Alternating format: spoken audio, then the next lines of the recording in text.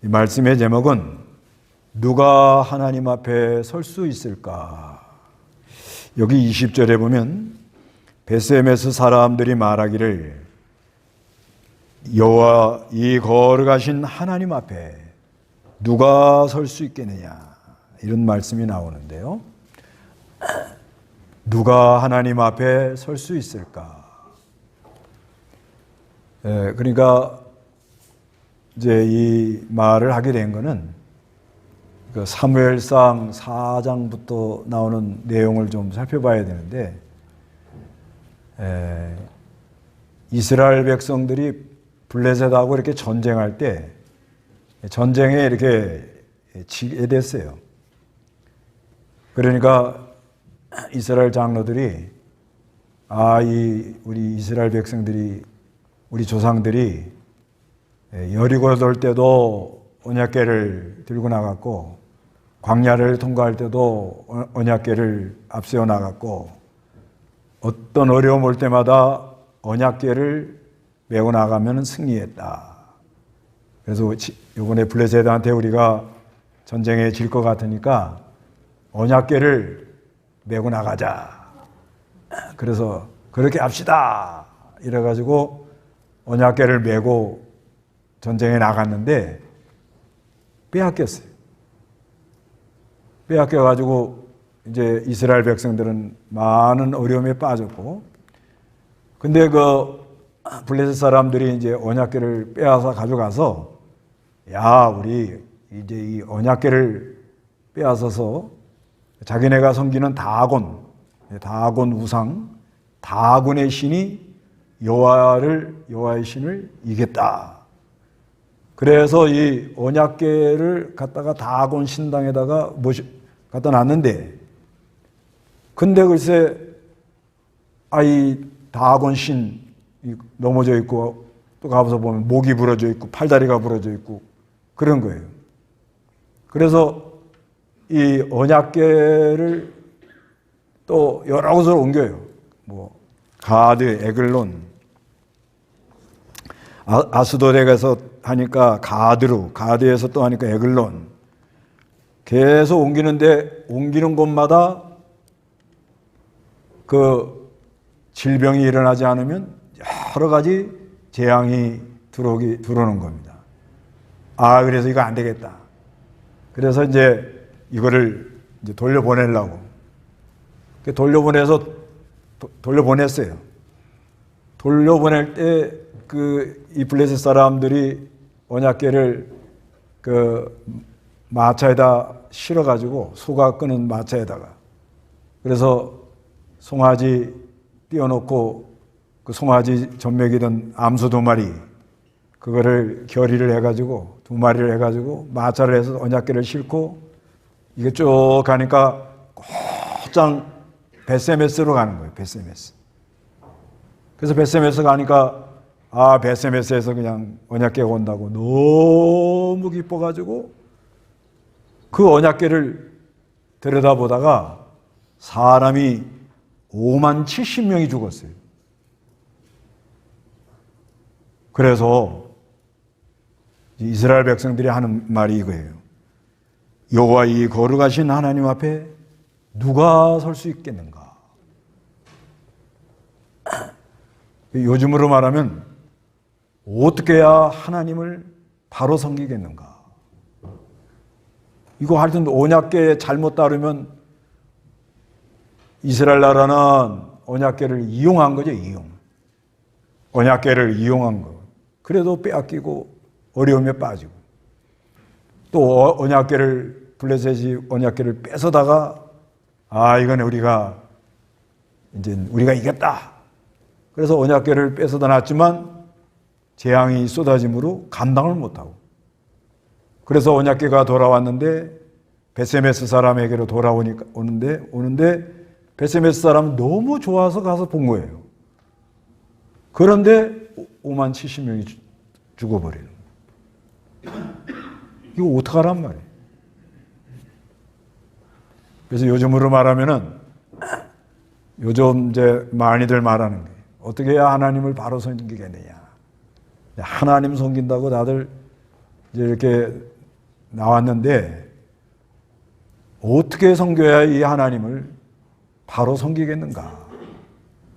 이거를 말해서 오늘은 누가 하나님 앞에 설 수 있겠는가? 먼저는 첫째는 언약궤가 무엇인가를 알아야 됩니다. 언약궤. 언약궤라는 것은 이제 그 출애굽기 25장에 보면 언약궤를 만드는 그 법이 나오는데 이거는 하나님의 임재를 상징하는 거예요. 하나님이 우리와 늘 함께한다는 걸 늘 기억하고 다니는 거예요. 언약궤. 이게 궤짝이에요, 궤짝. 궤짝. 그래서 그 궤짝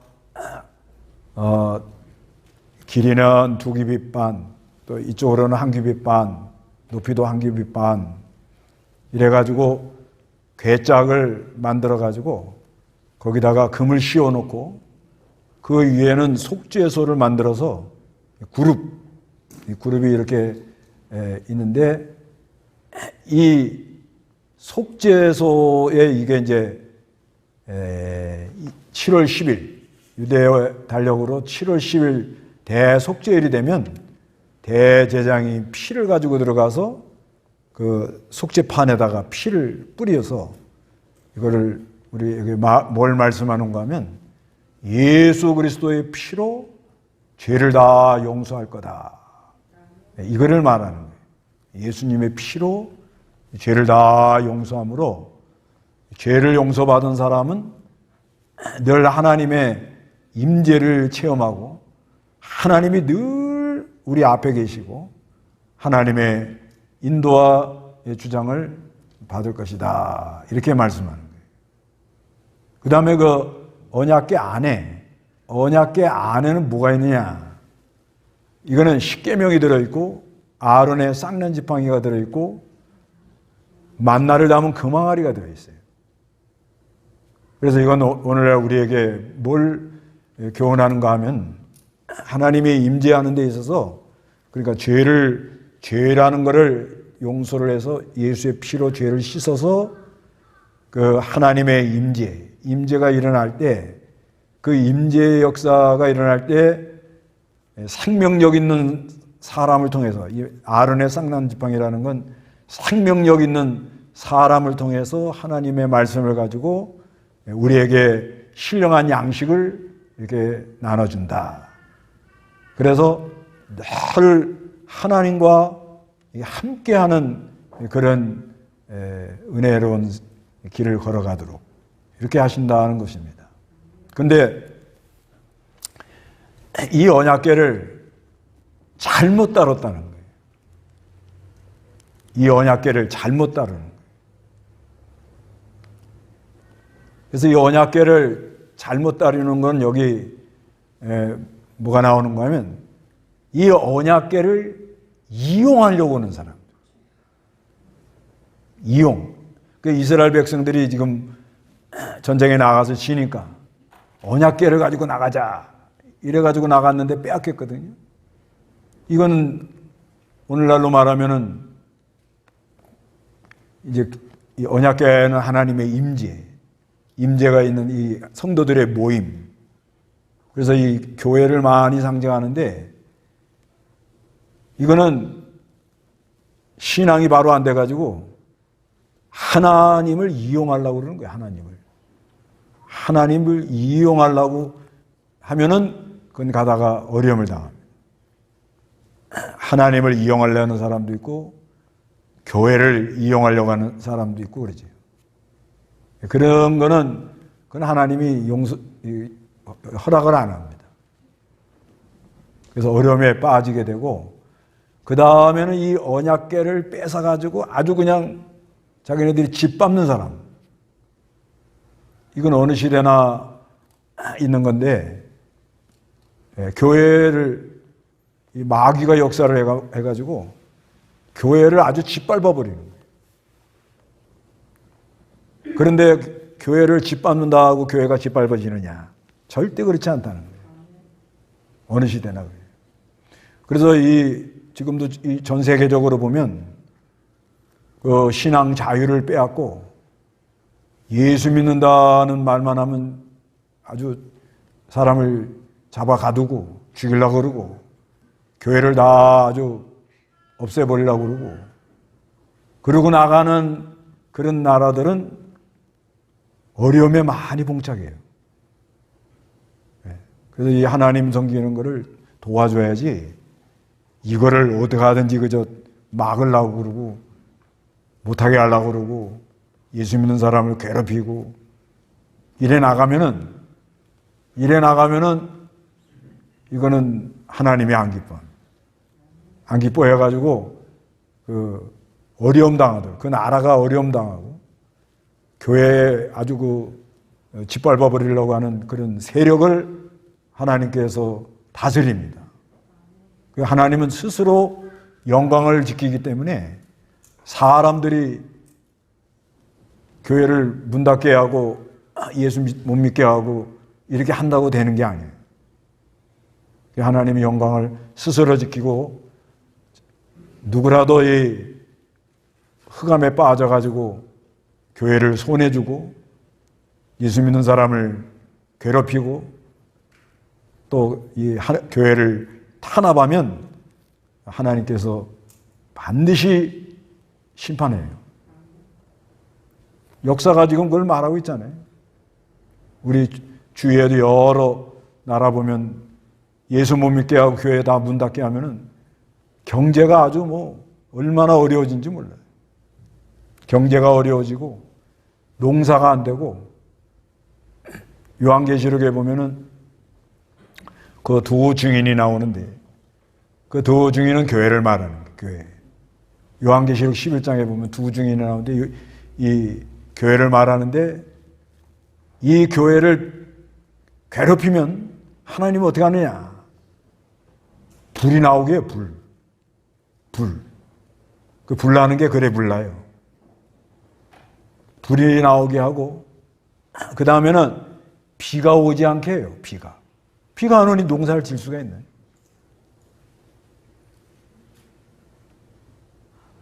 요한계시록 11장 4절부터 이렇게 쭉 나오는 거예요. 4절부터 이렇게 쭉 나오는 내용. 그 다음에 교회를 핍박하면요, 물이 변하여 피가 돼요. 물이라는 건 뭐예요? 행복. 사람에게 꼭 있어야 할 거 아닙니까? 그런데 교회를 핍박하면은 그 행복했던 그 좋은 것이 사망의 음침한 골짜기가 된다. 이렇게 말해요. 이게 굉장히 무서운 거예요, 사실상. 그래서 어떻게 하든지 이 교회에 손해주지 말고 냉수 한 가리라도 대접해서 어떻게 하든지 교회가 잘 되는 쪽으로 도와주려고 애를 써야 됩니다. 그 다음에 이 베세메스 사람들은 조심하지 않다가 또 당하는 거예요. 이 사람들이 언약궤 싫은 게 아니에요. 너무 좋아가지고 가가지고 막 언약궤가 온다고. 빼앗겼던 언약궤가 오니까 얼마나 좋아해요. 네. 그러니까 이 사람들이 너무 좋아하고 갔는데 이 언약궤의 그 하나님이 하시는 그 역사를 잘 모르고 그리고 조심하지 않다가 사람이 5만 70명이 이렇게 죽은 겁니다. 이건 우리에게 뭘 교훈한가 하면은 우리가 이 교회에 나와서 은혜 받고 신앙생활을 하고 아주 귀한 거죠. 이거 모인다는 게 이게 얼마나 참 복된 일이에요. 그런데 교회에 올 때 삼가 조심 안 하면은 손해를 본다는 걸 말하는 거예요. 예. 그 전에 우리 그 김종기 목사님 계셨는데 그분한테 내가 하나 배운 게 뭐냐면은 이 강대상에 올라갈 때 아주 조심히 올라가죠. 근데 참, 그게 참 와닿더라고요. 그렇죠. 뭐 강대상이 이게 뭐 괴짝이에요, 괴짝. 우리 집사님들 다음에 이제 예배 인도하면 여기서 하세요. 밑에서 난 거기는 못 갑니다. 그것도 겸손하신 것 같지만 그렇지 않습니다. 그냥 아무 데서나 이렇게 예배 인도하면 돼요. 이게 이 강대상이 뭐가 있는 게 아닙니다. 이게 뭐가 있는 게 아니에요. 이거 뭐예요? 나무짝이에요. 나무짝. 괴짝이에요. 괴짝. 맞아요? 안 맞아요? 예? 이거 괴짝입니다. 괴짝. 여기 사과 괴짝 놓고 설교하면 안 되게요? 은혜만 있으면 되지. 옛날에 우리 김현모 목사님은 그냥 책상 하나에다 뭘 씌워놓고 그냥 했대잖아요. 그때는 이런 게 안 나와서 그래요. 여기에 뭐 의리의리한 걸 갖다 놔야, 거기 굉장하다. 뭐 이런 식으로 생각하면은 진짜 하나님 앞에 나아가기가 어려워요. 이게 핵심이 뭐냐면 누가 하나님 앞에 나아갈 수 있느냐 이거거든요. 하나님 앞에. 예. 히브리어로 파네라는 말이야. 앞에. 파네.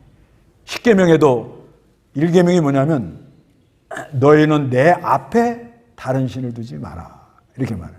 그러니까 항상 우리 하나님 백성들은 어디 앞에 있어야 돼요? 야, 내가 하나님 앞에 있다. 네. 그래서 난 그 목사님한테 그거 좀 와닿아요. 그래서 내 이병균 목사님한테 또 배운 건 뭐냐면 예배당 오셔가지고 그냥 강대상에 안 올라오시더만 또 그분은 꼭 저 뒤에 앉든지 요 앉아서 간절히 기도하시고 그게 무슨 마음인가 하면 하나님 저도 양입니다. 저도 은혜를 주세요. 그런 마음이거든요. 저도 해보니까 그렇더라고. 여기 내가 목사니까 설교한다고 그냥 막 탁 올라가서 그거보다는 조심하시는 거예요. 조심해서 가지고 네가 창간교회 이렇게 가서 보면 꼭 오실 때 왔나? 그리고서는 앉아가지고 꼭 뒤에서 기도하든지 아니면 앞에서 꼭 기도 한참 하고 그러고 강대상에 올라가시더라고요. 그게 뭐예요? 하나님 앞에 벌벌 떨고 조심하는 거예요. 조심. 그래서 이렇게 사람들 예수 이름으로 모이는 곳에 조심하고 다녀야 돼요. 그래서 그 성전에 올라갈 때 조심하라 그러잖아요. 성전에 올라갈 때도 예배당 올 때 그냥 뭐 왔냐 안 왔냐 돗대기 시장 자갈치 시장에 배 들어왔어 그냥 요란하게 막 그러지 말고 어디 가든지 뭘 받고 가야 돼? 은혜를 받고 가야 되잖아요. 은혜 받으려는 게 누가 하나님 앞에 쓸 수 있겠느냐? 하나님 앞에 쓰면 해결되는 거예요. 여러분 하나님 앞에 탁 쓰면 해결될 걸 믿으세요. 이분은 전능한 하나님, 나의 형편 사정을 다 아시는 거예요. 그렇기 때문에 내가 하나님 앞에 지금 여러분 왜 오셨어요? 예배하러 왔잖아요. 예배하는 게 뭐예요? 하나님 앞에 서는 거예요. 하나님 앞에 서는 거예요. 그러면 내가 하나님 앞에 서려면 어떻게 되겠는 거예요? 내가 하나님 앞에 서려면 어떻게 되겠는 거예요? 제가 목회 30년이 넘어서 하나 좀 터득한 게 있어요. 뭘 터득했는가 하면 교회 안에서 재직회를 하든 당회를 하든 총회를 하든 큰 소리 친 사람이 결과가 안 좋아. 제가 왜 총회 전에 한 주간 기도하고 가는 줄 아세요? 저도 사람이에요. 속상할 때는 화가 올라옵니다. 이게 올라와요. 그러면 막 말 함부로 하면 누가 손해나요? 아니 말 함부로 큰 소리 막 그게 하나님 앞에서 하는 행동이에요? 절대 그게 아니거든요. 우리 교인들은 아직까지 재직해 하다 그런 거 한 번도 없었는데 옛날에 제가 어느 교회는 재직해 하다가 싸워요. 그쵸? 내 마음에 안 맞다 이거죠. 근데 마음에 안 맞을 수가 있어요. 사람들끼리 이렇게 하는 거니까. 그러나 그게 상가조심 안에서 입으로 나오는 순간 그건 저주요.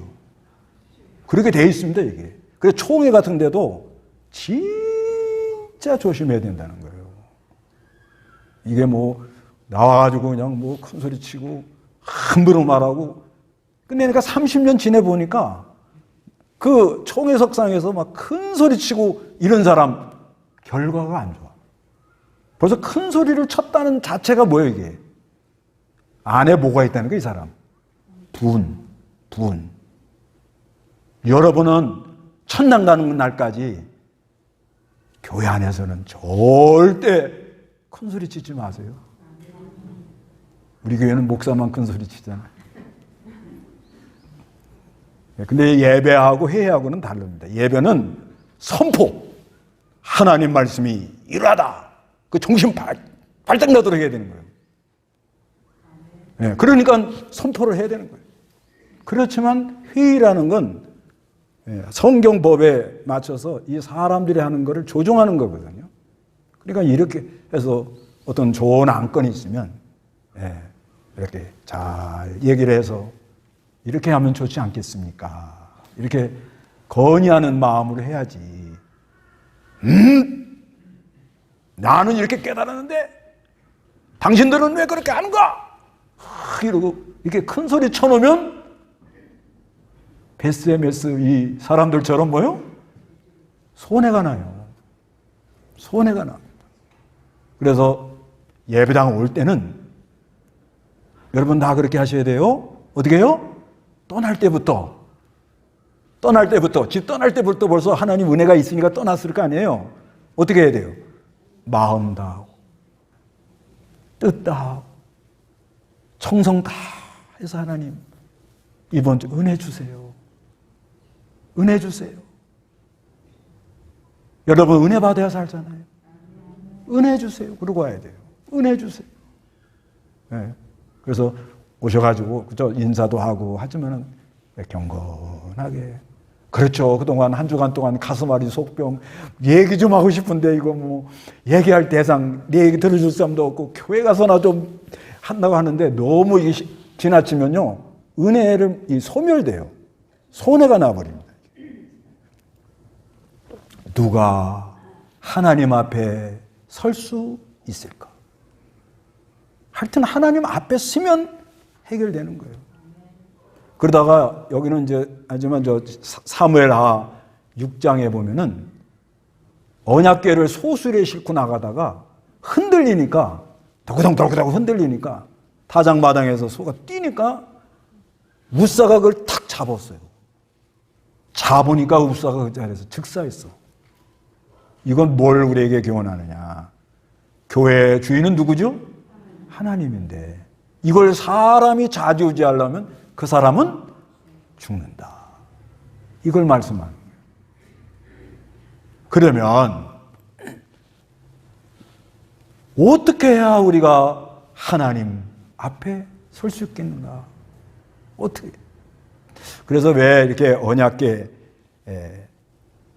이것도 설교 준비하면서 옛날에는 제가 언약궤를 잘못 모신 사람, 언약궤를 잘 모신 사람 이렇게 했습니다. 근데 이번엔 발을 좀 바꿨어요. 눈치챈 사람 챘을 거라. 언약궤를 잘못 다룬 사람, 언약궤를 바로 다룬 사람. 그러니까 언약궤는 뭐예요? 괴짝이에요. 괴짝. 거기에 뭐가 있는 게 아니에요. 오늘날로 말하면. 그러니까 언약궤를 이용하는 이스라엘, 언약궤를 빼앗아간 블레셋, 언약궤를 잘못 보다가 죽은 사람들이 죽어나간 베세메스. 이건 다 그 하나님의 무슨 의미가 있는데 구약 시대에 하던 모든 것은 의식이에요. 의식. 그게 다 그걸로 해결이 안 돼. 그게 해결이 안 되고 그 하나님이 약속한 언약. 그 언약은 뭐예요? 장차 누가 온다는 거예요? 그리스도가 온다는 거잖아요. 그리스도. 그 그리스도로 말미암아 하나님 앞에 설 수 있다. 요걸 이제 말씀하려고 이용하다가 빼앗기기도 하고 언약궤를 아주 짓밟다가 아주 재앙이 쏟아지기도 하고 언약궤를 함부로 다루다가 사람이 5만 70명이 죽어나가는 거예요. 그래서 이렇게 그림자로 말해놓은 거예요. 말해놓고는 이제 뭘 하나님은 말씀하려고 그런 거면 그 언약궤의 그 아주 중요한 건 뭐예요? 하나님께서 우리에게 뭐예요? 언약. 언약인데 그 언약은 누구라고? 잠깐 누가 와요? 그리스도가 온다. 그리스도로 말미암아 우리 뭘 용서를 받아요? 죄를 용서받고 그리스도의 그 피로 말미암아 우리 양심이 어떻게 돼요? 깨끗하게 된다. 히브리 보세요.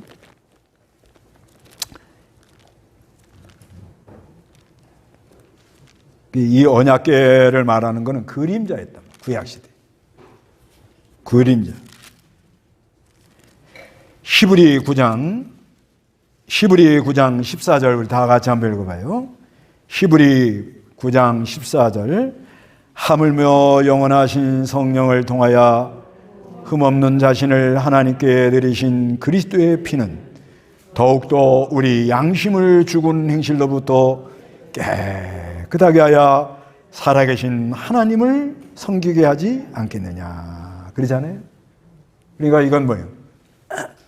이 언약궤는 하나님의 임재, 속죄받는 예수 그리스도의 이 피를 뿌림으로 사죄 은총, 충의 은총을 우리에게 허락한다는 그림자입니다. 그림자였는데 실체되는 누가 와요?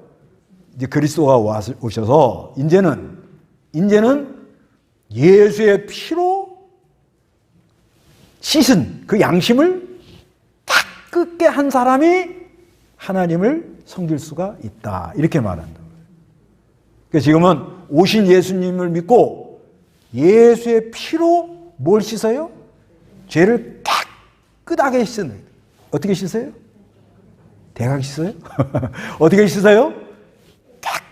깨끗하게 씻었다. 깨끗하게 씻어서 살아계신 하나님을 섬기게 하지 않겠느냐. 그래서 이 예수의 피로 우리가 죄 사함 받고 이제 하나님 앞에 나아갈 수가 있다. 네. 이제 하나님 앞에 당당히 나아갈 수가 있어요. 지금도 언약궤 궤짝 찾으러 가자 그러지 마시고 그 전에 보니까는 예수님 그 달리신 골고다 거기에 무슨 밑에 뭐가 언약궤가 있었다. 내가 볼 때는 가짜 같아. 그게 중요한 게 아니에요. 지금도 무슨 언약궤 찾으러 다니자. 그러면 안 되고, 그 구약 시대에 말한 건 전부 그림자인데 신약 시대는 그 실체된 누가 왔어요? 우리 그리스도 예수가 와가지고 그 예수가 십자가에서 피 흘림으로 그 피를 믿는 믿음을 보시고 우리 하나님이 심판을 면해 주도록 심판이 넘어가도록 그래서 그 피로 말미암아 우리 양심이 어떻게 돼요? 깨끗하게 돼가지고 하나님을 섬길 수 있도록 그렇게 역사한다. 그렇게 은혜를 받은 사람이 어떻게 해야 내가 늘 하나님 앞에 살까? 이게 이제 숙제인 거예요. 깨끗함을 다 받았죠? 하나님 믿잖아요. 근데 어떻게 해야 내가 이 하나님 앞에 늘 살까? 하나님 앞에만 있으면 돼요. 네. 어린아이는 누구 앞에 있으면 돼요? 할머니 앞에. 할머니는 왜 그래요? 자기 요구를 다 들어줘요. 그러니까 우리는 참 어린아이 같이 나이가 들어도 하나님 앞에는 나 어린아이 같은 거예요. 어떻게 할 줄 모르잖아요. 어떻게 할 줄 모르지만은 하나님 내가 늘 앞에 있으면 그 하나님이 얼마나 잘해주겠냐 말이에요. 여러분 자녀들도 그렇잖아요. 나 혼자도 나도 살아보겠다고 나가가지고 전화 한 통화도 없으면 기쁘시죠? 걔도 사정이 있는 거예요. 차도 태어나가지고 나도 뭔가 이뤄보겠다고 무슨 생각이 있는 거예요. 자기 꿈을 이루느라고 이렇게 수고하는구나, 이렇게 좋게 생각하셔야지. 그렇지만 애가 철이 들어서 엄마 아빠 전화가 오면 더 이쁘지요? 우리 여기 학생들 엄마 아빠한테 전화 자주 하세요? 문자도 좀 자주 하고, 초등학교 1학년, 2학년 때는 좀 하다가 중학교 올라가면 됐어요. 알았어요. 내 인생은 내 거니까 내가 알아서 할 테니까 걱정하지 말아요. 그러지요? 그래도 엄마 아빠는 다 참 너무 이쁘니까 용서하고 사랑하지만 마음 한구석에는 짠합니다. 왜 그래요? 제가 당해봐서 알아요.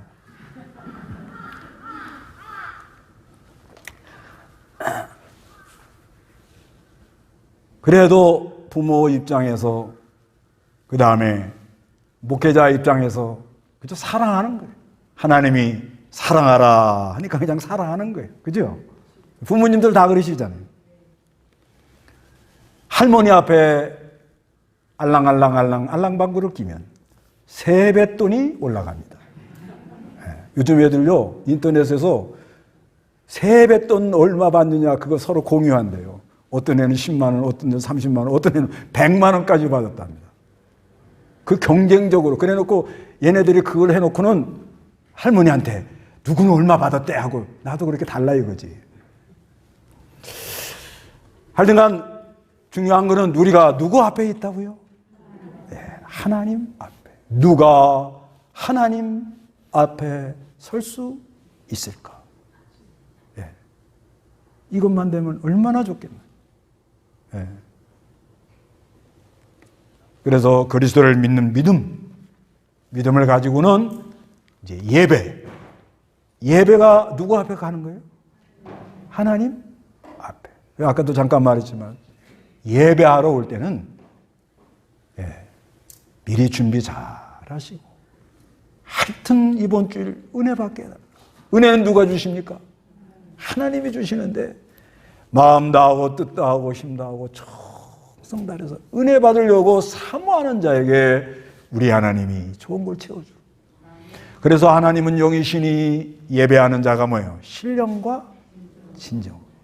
그 신령과 진정으로 예배. 신령이라 하는 말은 성령의 감동. 그래서 저도 예배를 위해 금요일날 산에 가잖아요.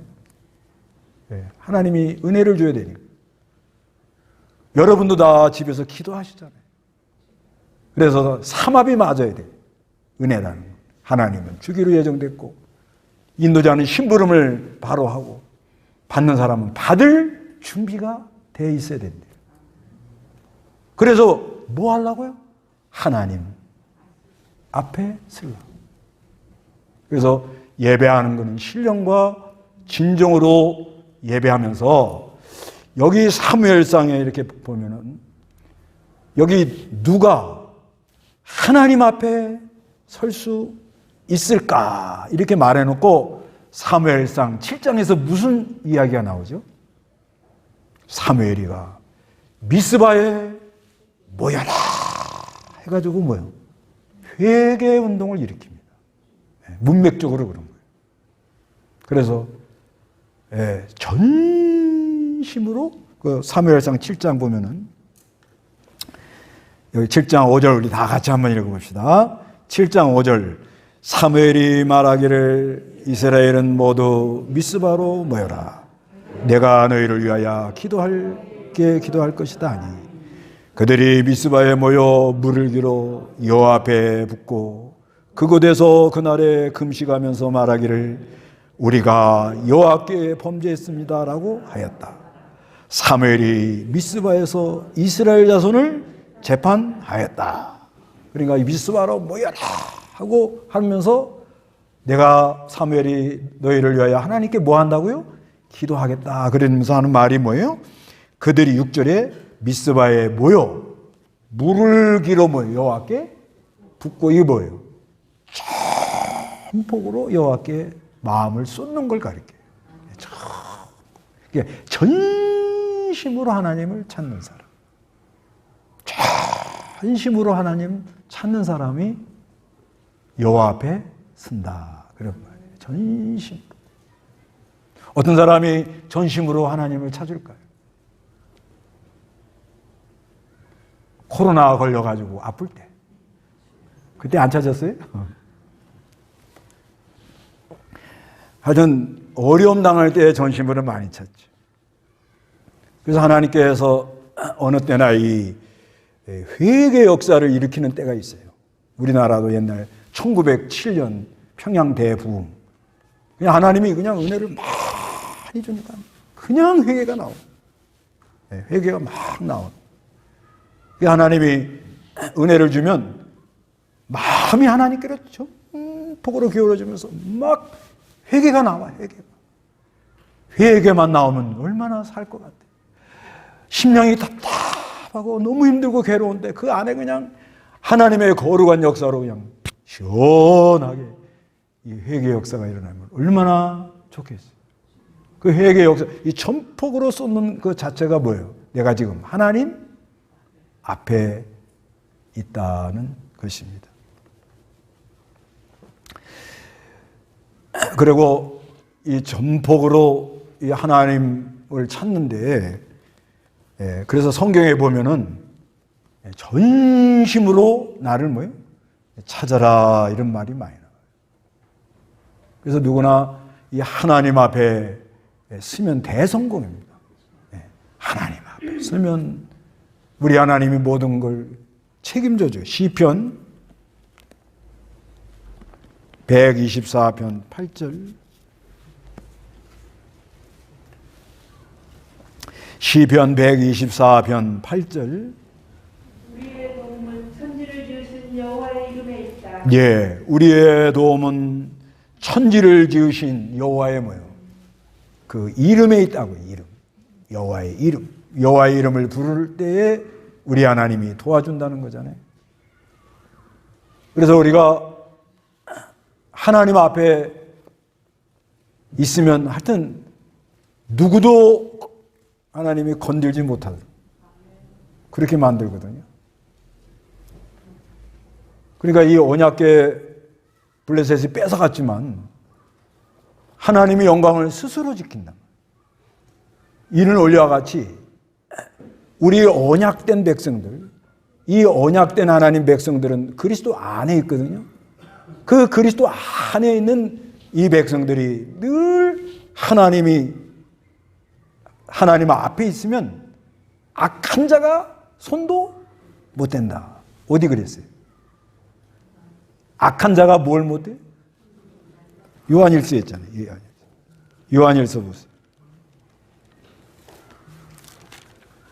요한일서 5장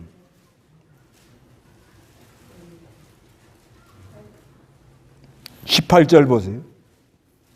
하나님께로부터 난 자마다 죄를 짓지 않는다는 것을 우리는 안다. 하나님께로부터 나신 분이 그를 지키심으로 악한 자가 그를 손대지도 못한다. 예, 하나님께로 난 자마다. 이거는 언약된 백성이라는 그 영혼이 살아났다. 하나님께로 하늘의 생명을 받은 사람은 죄를 짓지 않는다 하는 것은 그 중생한 영, 우리 육체를 가지고 있는 동안은 죄 지을 수 있죠. 그렇지만 그 살아난 영혼, 하늘의 생명을 받은 그 생명은 죄를 짓지 않는다. 하나님께로부터 나신 분이 그를 지키심으로 악한 자가 뭐요? 그를 손대질 못한대. 그러니까 우리가 하나님 앞에 있으면 이런 은혜가 있다. 하나님의 도움을 받아요. 하나님의 보호를 받아요. 악한 자가 손도 못 댄다. 이런 은혜가 있는데,